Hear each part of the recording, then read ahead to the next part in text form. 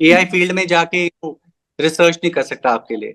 AI जो है वो स्टोरीज आइडेंटिफाई नहीं कर सकता आपके लिए। एआई आपको हेल्प कर सकता है।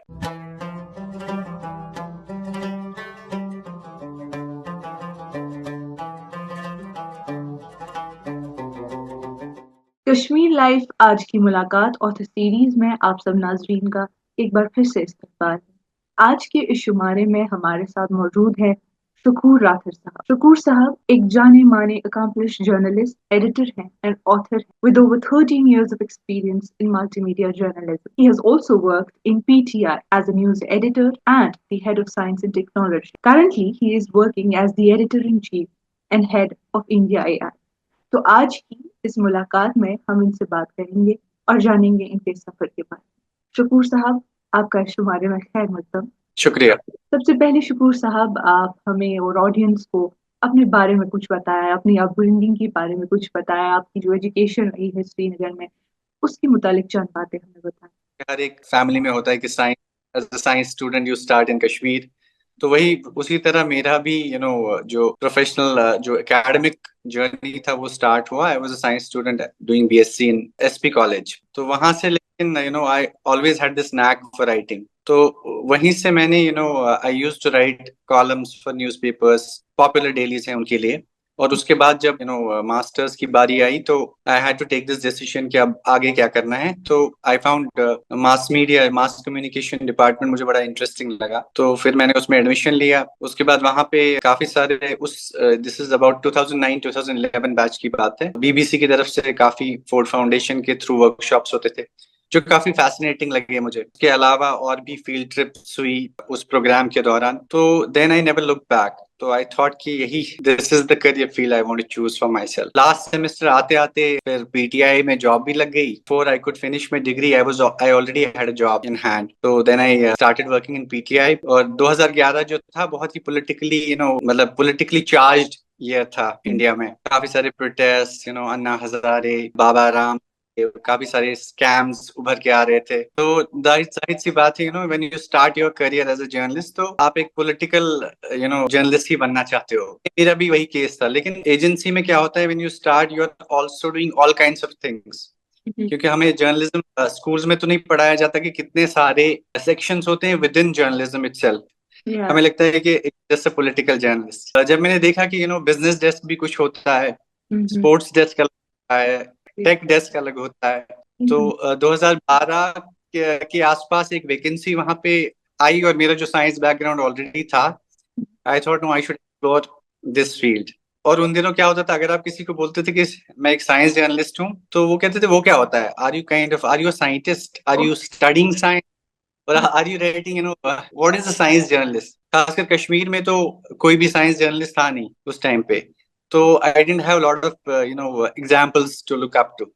बट इंटरनेशनली मैंने रेबेका स्क्लूड के बारे में पढ़ा था, उनकी एक बुक भी है। तो उनकी रिसर्च और उनकी स्टोरीज मुझे बहुत काफी मुतासिर हुआ मैं उनसे। I pursued science journalism as my career path. और मतलब 10 साल मैंने साइंस जर्नलिज्म, अभी भी मतलब साइंस जर्नलिज्म का ही एक नीश है, तो उसके साथ में चला था। And it gave me lot of satisfaction as a journalist. अब आप देखेंगे तो lot of people are convinced कि साइंस जर्नलिज्म में भी एक क्रिटिकल थिंकिंग होती है, उसमें भी एक क्वेश्चनिंग होती है। उसमें भी आप you can also hold scientist accountable, you can hold research processes accountable. तो वो एक जर्नी चलता गया। अभी जैसा आपने कहा कि 13 साल से ज्यादा मुझे हो गए हैं एज अ जर्नलिस्ट। अब मैं एक नीश ग्रुप में आ चुका हूँ एआई में, जो कि 2022 में आपने देखा कि जेन एआई का वेव आया है। जेन एआई का जो वेव आया है 2022 में, it's very important for journalist to also kind of leverage this AI wave. क्योंकि एआई हर एक शोबे में अब आ रहा है। पहले मैं क्लाइमेट कवर करता था, टेक कवर करता था, हेल्थ कवर करता था, या एनवायरनमेंट कवर करता था, कभी स्पेस कवर करता था। बट अब एआई का रोल जो है हर एक फील्ड में आ चुका है। तो इसलिए I thought I kind of funnel down AI की तरफ। तो फिर ये अपॉर्चुनिटी एक और आई, तो it was a senior opportunity. तो मैंने luckily I got the breakthrough. तो तब से मैं I have been looking after a portal which takes care of artificial intelligence ecosystem. Kashmir में किताबों की इशाअत व फरोख्त का एक मोतबर इदारा, गुलशन बुक्स। 1932 से मैदान अमल में। कश्मीर की तारीख हो या जग्राफिया, तहजीब हो या तमद्दुन, कहानी हो या तमसील, तसव्वुफ हो या तशख्खुस, इदारा एक ही है जहां सब कुछ छपता भी है और मयस्सर भी।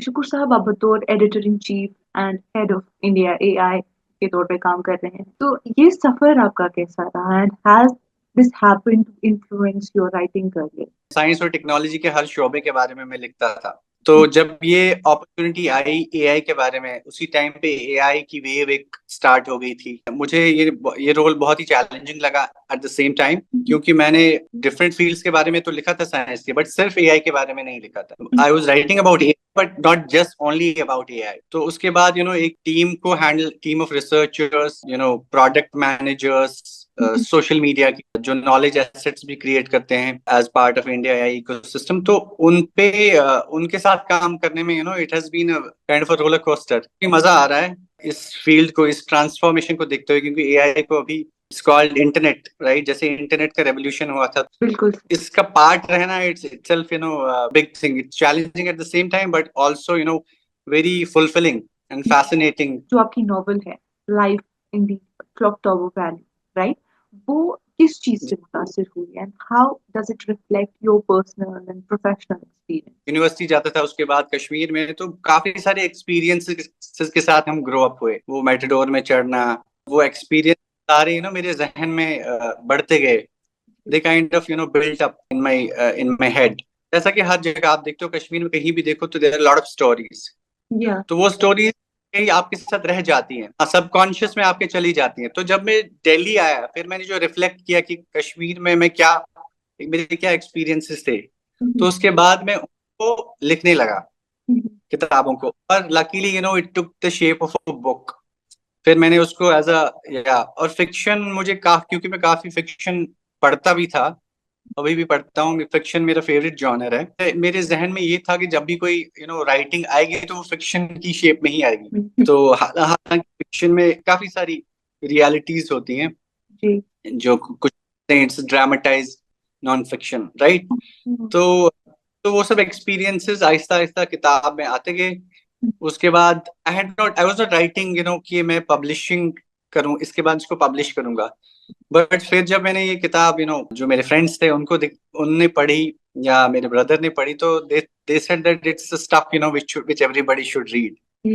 तो उसके बाद आई अप्रोच पब्लिशर्स, और लकीली जो फर्स्ट पब्लिशर, ट्रेडिशनल पब्लिशर को मैंने अप्रोच किया, स्पीकिंग टाइगर को, तो उन्होंने they said yes do this. उसके बाद किताब आई। आई हैड नॉट इमेजिन्ड कि किताब फेमस होगी जीक्यू में। आई हैड नेवर इमेजिन्ड कि जीक्यू मैगजीन की बेस्ट फिक्शन की बुक होगी 2021 की, या ग्राजिया मैगजीन में बुक आएगी, या यूके इंडिपेंडेंट में I will be among the top 10 authors, upcoming authors. तो ये सब चीजें तो जहन में नहीं थी, लेकिन चीजें खुद ही दे kept falling in place, और चीजें आगे चलती गई, और the book has done really well. I'm really happy about that. जो कि आप इन सब शोबों से मुंसलिक, तो balancing your roles as a journalist, editor and author, how do you manage your time and priority? देखिए, टाइम मैनेजमेंट आई थिंक बहुत ही इंपॉर्टेंट चीज है, और ये एक ऐसी स्किल है जो सबको ही सीखनी चाहिए।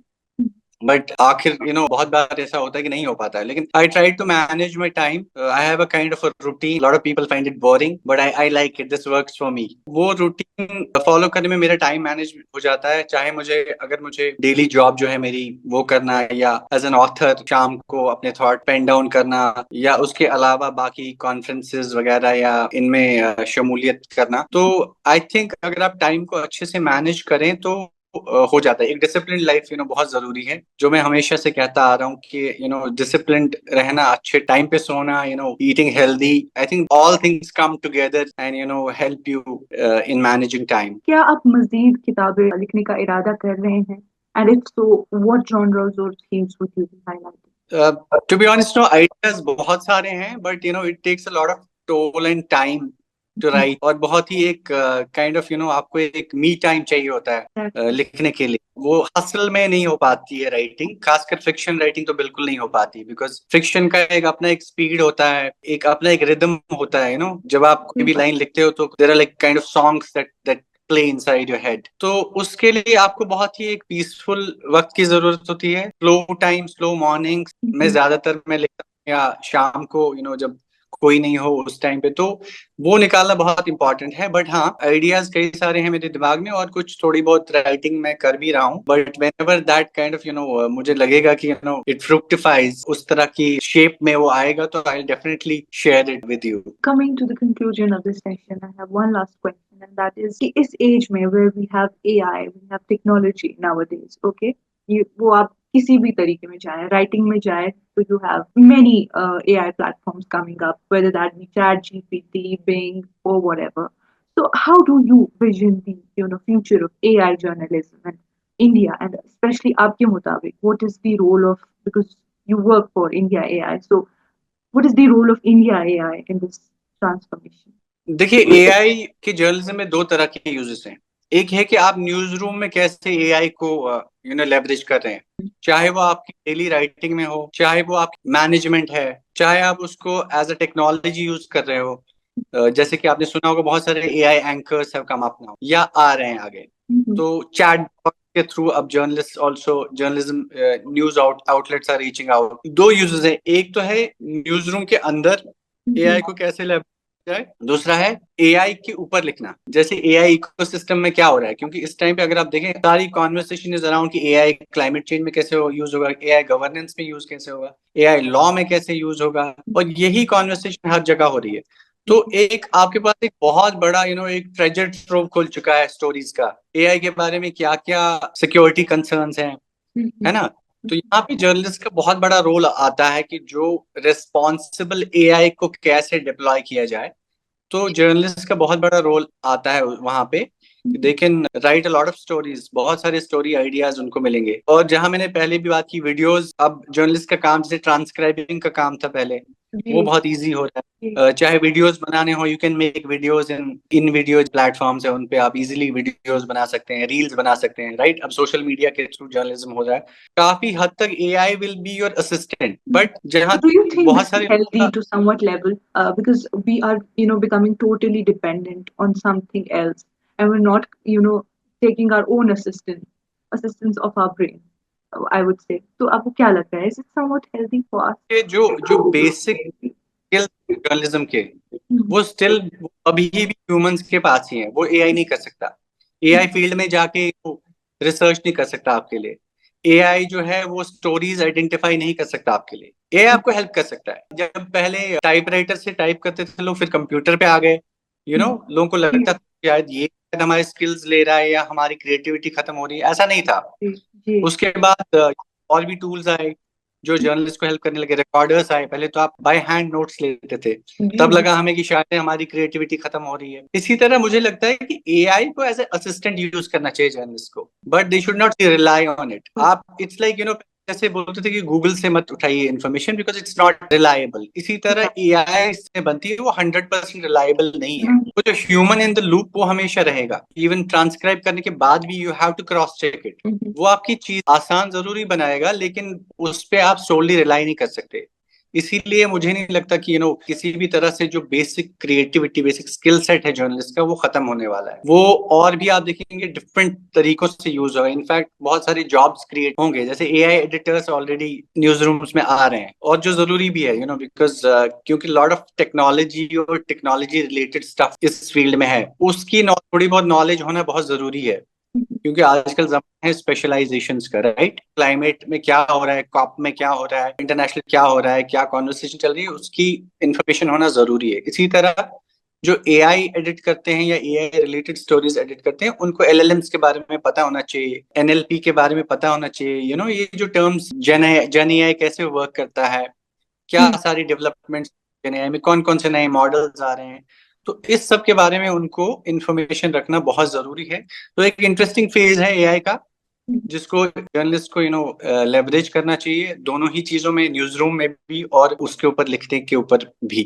Thank you so much Shakoor साहब, आपने अपना कीमती वक्त हमें दिया और आप इस शुमारे का हिस्सा बने। Thank you so much. Thank you so much. काफी इंफॉर्मेटिव सेशन था। आई एम श्योर हमारे ऑडियंसेस को भी पसंद आएगा। जी बिल्कुल। आज की मुलाकात में बस इतना ही। बाकी खबरों के लिए बने रहिए कश्मीर टाइम्स के साथ।